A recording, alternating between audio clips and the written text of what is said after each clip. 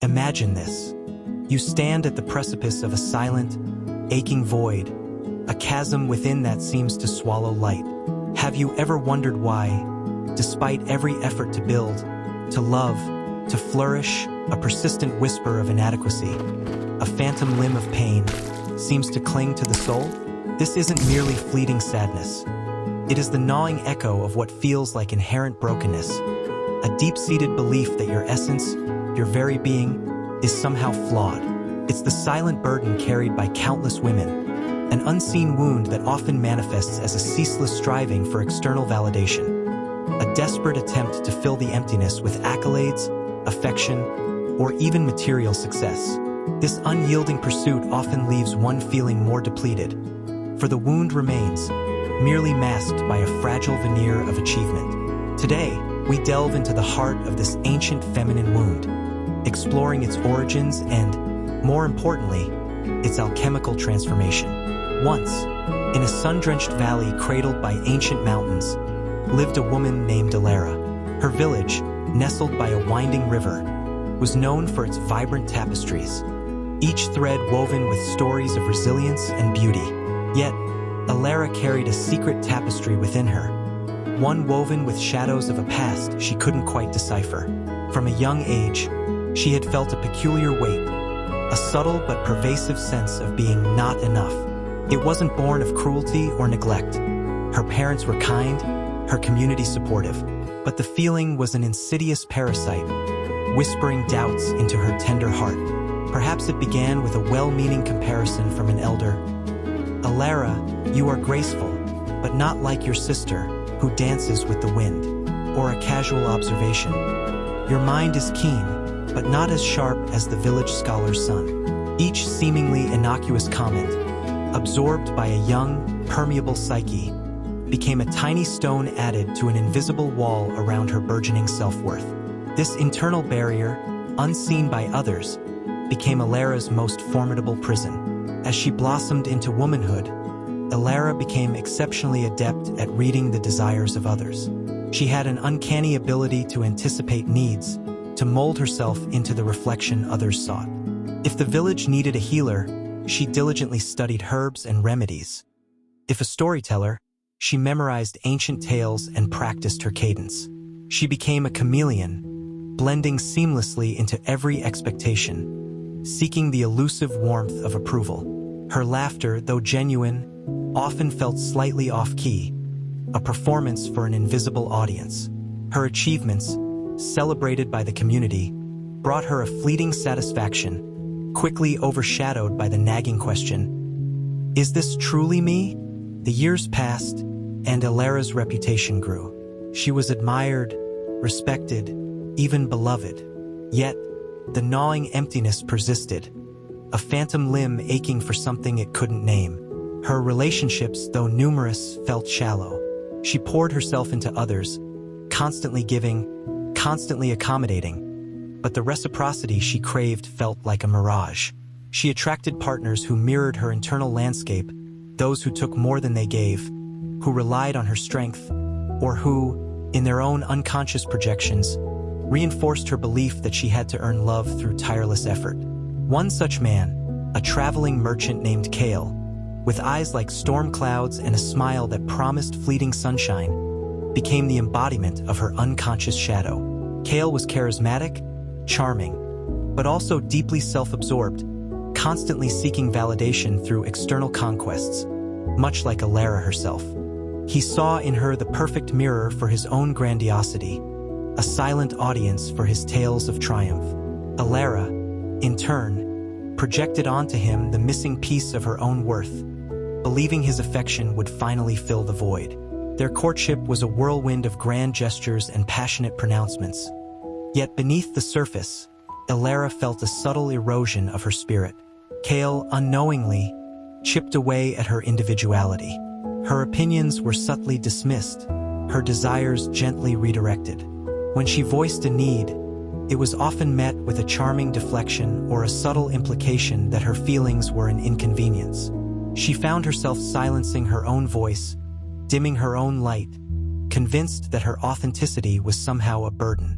The more she yielded, the more Kale demanded, unconsciously seeking to dominate the very independence she had inadvertently suppressed. One crisp autumn evening, as the first leaves turned to gold and crimson, a profound weariness settled upon Elara. She sat by the river, watching the current flow, feeling as though her own life force was similarly being siphoned away. A particularly sharp remark from Kale earlier that day, a careless dismissal of her artistic talent, had struck a deeper chord than usual. It wasn't the words themselves, but the chilling realization that she had allowed them to wound her so deeply. She saw, with a sudden, startling clarity, the pattern of her life. The constant striving, the eager pleasing, the quiet self-betrayal in the name of acceptance. It was as if a veil had been lifted, revealing the intricate web of her own unconscious conditioning. This moment by the river was her first true confrontation with her shadow, the unacknowledged, disowned parts of herself. The girl who feared inadequacy, the woman who craved external validation, the artist who had stifled her creative voice. All of these aspects, long hidden in the depths of her psyche, began to surface. She didn't recoil. Instead, a strange sense of peace settled over her. This wasn't weakness. This was truth. This was the beginning of her individuation, the slow, often painful process of becoming her whole, authentic self. The pain she felt wasn't new. It was ancient, a collective feminine wound passed down through generations, urging women to conform, to sacrifice, to diminish themselves for the comfort of others. But now, she saw it not as a curse, but as a crucible. The path of the alchemist woman is paved not with external triumphs, but with internal revelations. The character archetype embodied by Elara in her initial state is that of the people-pleaser archetype, often rooted in the wounded feminine. This archetype, driven by a deep-seated fear of rejection and abandonment, unconsciously believes her worth is contingent upon external approval. Her core wound, often a subtle, pervasive sense of not being enough, leads to ego projection, where she projects her own unacknowledged needs and desires onto others, expecting them to fulfill what she denies herself. This often manifests in relationships where she gives endlessly, hoping her efforts will guarantee love, only to find herself depleted and resentful.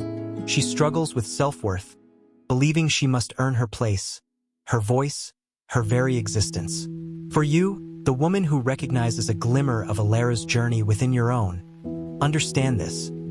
The pain you carry is not a mark of brokenness, but a powerful signal. It is the soul's insistent whisper, urging you towards liberation. Embrace the discomfort, for it is the alchemical fire that purifies and transforms. Begin your shadow work by acknowledging the parts of yourself you have denied or suppressed. The anger, the ambition, the unbridled creativity, the need for solitude, the desire for uncompromising authenticity. These are not flaws to be hidden, but potent energies waiting to be integrated. Recognize the patterns of ego projection in your own life. Are you constantly seeking validation from a partner, a boss, or even social media? What parts of yourself are you denying that you then expect others to affirm? The Stoic wisdom of Seneca whispers, "It is not the man who has too little, but the man who craves more, that is poor." True richness lies not in external accolades, but in internal sovereignty. Learn to cultivate an inner wellspring of validation. Practice radical self-acceptance. Stand tall in your inherent worth, not as a performance for others, but as a deep, unwavering knowing within yourself. Your healing journey is not about fixing what is broken, but about remembering what was always whole. Type continue to receive the next section. Continue. Do you know how many women, despite achieving external success and cultivating meaningful relationships, still feel an inexplicable emptiness, a constant low hum of anxiety that something is amiss? This isn't the loud clang of a sudden crisis, but the insidious drip, drip, drip of a subtle unease, often masked by a fierce independence or an outward display of strength. It's the silent battle waged against the shadow of codependency, the lingering echo of an unintegrated animus that subtly undermines authentic connection and self-sovereignty. It's the hidden wound of constantly seeking validation for one's worth through the reflected gaze of another, particularly in romantic partnerships, even when one believes they have transcended such needs. This subtle entanglement, born from a primal yearning for wholeness, often manifests as a hypervigilance to external cues, an overanalysis of perceived slights, and a profound fear of genuine intimacy that could expose the very vulnerability one strives to protect. After her silent revelation by the river, Elara began to see the world, and herself, with new eyes. The clarity was not a sudden burst of sunlight, but a slow, dawning illumination. She recognized the intricate dance of ego projection in her past relationships, how she had, in her unconscious striving for completeness, sought to fulfill her own unacknowledged needs through others. Her relationship with Kale, once a source of deep emotional turmoil, now served as a stark, yet invaluable, mirror. She saw how his demands were often reflections of his own unmet needs, how his dismissals were rooted in his own insecurities. This realization, while initially painful, began to untangle the knotted threads of her emotional dependence.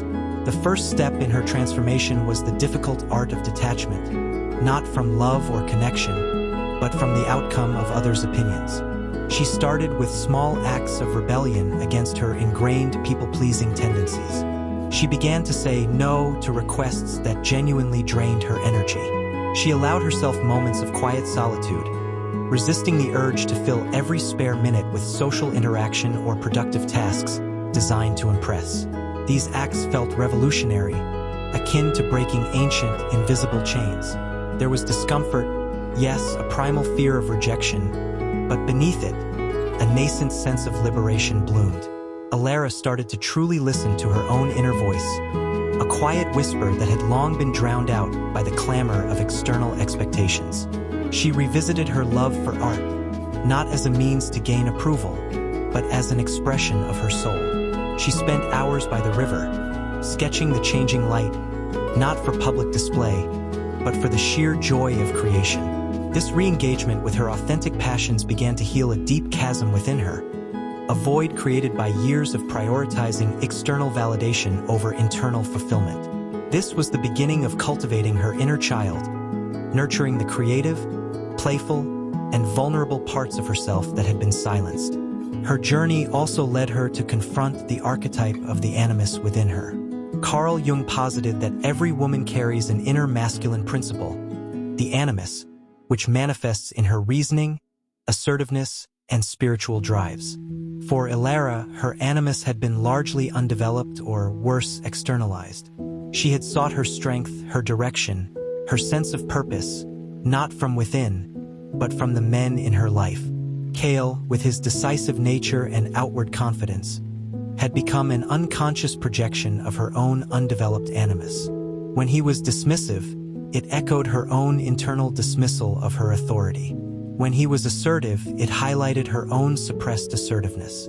The real shift occurred when Elara began to internalize her animus. She started to make decisions not based on what would please others, but on what felt right and true for her. She embraced healthy boundaries, learning to communicate her needs clearly and calmly, without apology or aggression. This was not about becoming masculine in a stereotypical sense, but about integrating the positive qualities of the masculine principle: discernment, courage, structure, and a healthy sense of self-assertion. She found her voice, not a loud, demanding one, but a steady, resonant one that spoke from a place of quiet confidence. This internal integration began to profoundly shift her relationships. Her interactions with Kale became less about seeking his approval and more about authentic exchange. When he made a dismissive comment, instead of shrinking, she would calmly state her perspective or simply choose not to engage. This shift in her energetic field was palpable. Kale, accustomed to her deference, found himself confronted with a woman who was no longer a mirror, but a sovereign being. This change, born from her inner work, was not designed to manipulate him, but to honor herself. The greatest test came when Kale, sensing her growing independence, attempted to reassert his control. He expressed confusion, then frustration, and finally, a subtle manipulation, suggesting that her newfound independence was somehow making her less desirable. In the past, this would have sent Elara spiraling into self-doubt. But this time, something was different. She felt a deep, unwavering stillness within her. She recognized his fear, his own shadow of control and insecurity. With a quiet strength that surprised even herself, she looked at him, not with anger, but with a profound sense of clarity. She understood that his words were not about her inherent worth, but about his own discomfort with her growing wholeness. This moment was her main climax, not an external confrontation, but an internal victory. She realized that the love she had once desperately sought from Kale, the validation she believed he held the key to, had always resided within her. She didn't need him to complete her. She was already whole. This wasn't a sudden, dramatic breakup, but a gentle, respectful untangling. She chose to prioritize her own well-being, her own path of individuation, recognizing that true connection could only blossom from a place of authenticity, not from codependency or sacrifice of the self. This was the profound release of the need for external validation, the shedding of an old skin.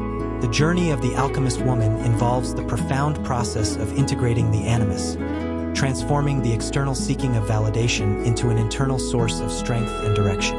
The character of Elara, in this phase, represents the woman actively engaged in shadow work concerning her innate power and self-direction. Her struggle with codependency is not a weakness, but a manifestation of an unintegrated aspect of her psyche. She had been projecting her inner masculine, her capacity for assertive action and rational thought, onto external figures, particularly romantic partners. This left her feeling adrift and reliant, even when outwardly successful. For you, the woman navigating the subtle currents of emotional entanglement and the constant quest for validation, understand that true power lies within. Your incessant worry about what others think, your tendency to overanalyze every interaction, your fear of speaking your truth, these are all signals from your unintegrated animus. It is calling you to claim your own inner authority. Embrace stoicism not as a suppression of emotion, but as a cultivation of inner resilience. Marcus Aurelius reminds us, you have power over your mind, not outside events. Realize this, and you will find strength. Focus on what is within your control, your thoughts, your reactions, your choices. The solution lies in a conscious act of reclaiming your inner landscape. Begin by identifying where you habitually seek external validation. Is it through constant communication with a partner? Through seeking approval at work? Through social media likes? Once identified, consciously pull that energy back into yourself. Develop a strong inner core, a psychological foundation that does not waver with the shifting winds of external opinion. Practice radical self-acceptance. Acknowledge your vulnerabilities, your imperfections, your quirks, and hold them with compassion. Your journey towards authentic self-worth is not about becoming flawless, but about embracing your inherent wholeness, flaws, and all. The alchemist woman transforms the lead of codependency into the gold of self-sovereignty, not by changing the world, but by transforming her inner world. Type continue to receive the next section. Continue. What would you think if I told you that the deepest pain, the most stubborn wound, is often the very catalyst for your most profound rebirth? A silent invitation to transmute suffering into an irresistible grace that captivates not by artifice, but by raw, authentic presence. This isn't about escaping pain, but embracing it as the forge in which true strength and unshakable self-worth are hammered into being. It's the ultimate act of individuation, where the fragmented self coalesces into a vibrant, whole entity, radiating a magnetic calm that draws others not out of need, but out of pure, resonant attraction. This final, transformative stage involves the courageous dismantling of the last vestiges of ego, the embrace of genuine vulnerability, and the profound liberation that comes from letting go of the desperate need for external validation. It is the moment when the alchemist woman truly steps into her power, not as a performance, but as a quiet, undeniable truth. Elara's journey continued, a slow, deliberate unfolding. Having confronted the shadow of inadequacy and integrated her inner animus, she faced the subtlest, yet perhaps most pervasive hurdle, the lingering desire for external validation, not as a desperate plea for worth, but as a habitual lean towards reassurance. It was a phantom limb, a deep-seated reflex to seek confirmation outside herself, even when she knew, intellectually, that her worth was intrinsic. This final stage of her alchemy was about transcending the very concept of worth as something to be earned or validated and simply being. Her path took her to a remote hermitage high in the mountains, a place of stark beauty and profound silence. It was here, amidst the whispering pines and the ancient stones, that she sought to shed the last layers of her conditioned self. The hermit, a woman whose eyes held the depth of ancient rivers, became her guide. There were no grand pronouncements, no elaborate rituals, only profound stillness and pointed inquiries. "Who are you?" the hermit would ask. "When no one is watching, who are you when there is nothing to achieve, nothing to prove?" These questions, deceptively simple, were like scalpels, dissecting the last remnants of Elara's performative self. She spent weeks in solitary contemplation, confronting the deep-seated patterns of her mind. She observed how, even in solitude, her thoughts would drift towards how others might perceive her, how she might articulate her insights in a way that would be impressive. This was the final, subtle manifestation of ego projection, projecting an imagined audience onto her own inner world. The hermit encouraged her to simply be with these thoughts, not to fight them, but to observe them with detached curiosity, allowing them to pass like clouds in the sky.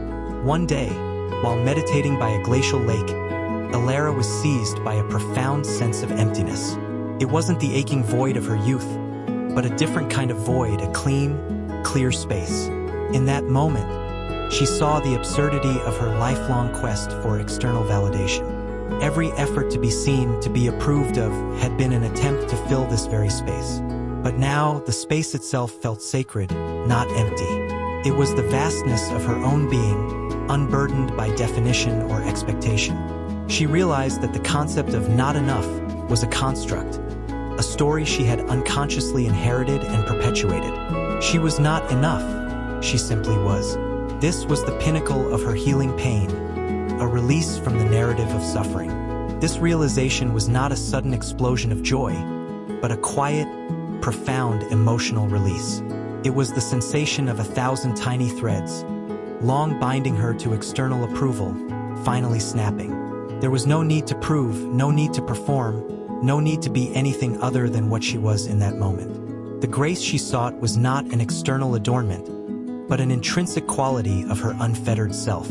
She stood by the lake, bathed in the setting sun, feeling the cool mountain air on her skin, and for the first time, she felt utterly, completely free. This was the moment of inner rebirth. Her return to the valley was not marked by fanfare or dramatic pronouncements. She simply was. Her presence had shifted. There was a quiet confidence in her eyes, a serenity in her movements that hadn't been there before. She spoke less, but when she did, her words carried a resonant truth. Her relationships changed organically. Those who had thrived on her past neediness found themselves subtly nudged towards their own self-sufficiency. Those who sought genuine connection were drawn to her authentic light. She engaged with the world not from a place of seeking, but from a place of offering. She had become the alchemist woman, transforming the lead of past pain into the gold of irresistible grace, not through effort, but through surrender. Her transformation was a living testament to Dale Carnegie principles, not in manipulating others, but in embodying an authentic self that naturally inspired trust and admiration. The alchemist woman, in her final magnificent iteration, embodies the full actualization of individuation, a journey where the soul sheds all external dependencies to rest in its inherent wholeness. Her final act of transformation is the courageous letting go of the need for external validation, a deep-seated desire often rooted in early trauma psychology where a sense of self-worth was conditioned upon external approval. This profound release is the culmination of true shadow work, integrating all disowned aspects and establishing an unwavering inner core that is impervious to the fluctuating opinions of the world. For you, standing at the threshold of your own magnificent becoming, understand that the greatest power lies in your stillness, in your ability to simply be. The lingering need to be seen, to be acknowledged, to be affirmed, this is the final illusion to dissolve. Embrace the profound wisdom of Stoicism, not as indifference, but as a radical acceptance of what is and what is not within your control. Epictetus wisely taught, "We suffer not from the events in our lives, but from our interpretation of them." Your liberation begins when you release the narrative that your worth is external. Allow yourself to feel the discomfort of letting go, for it is the purging fire that refines the soul. Sit in silence and observe the mind's frantic search for external affirmation. Do not judge it, simply witness it. Then, gently, lovingly, pull that energy back into your own heart. Cultivate an inner sanctuary where your self-worth is non-negotiable, inherent, and untouchable. This is not about arrogance, but about a profound self-respect that radiates outward, drawing genuine connection to you effortlessly. The grace you seek is not something to acquire. It is already within you, waiting to be unveiled. It is the quiet power of authenticity, the magnetic pull of a soul at peace with itself. Your journey is a testament to the enduring human spirit, a testament to the alchemical process of transforming pain into purpose and wounds into wisdom. Trust in the quiet strength of your own being. Let go of the need for external validation and watch as an irresistible grace unfolds from within. You are enough. You always have been. Like, comment, and subscribe to the channel, and share this video with others to spread positive values in life. The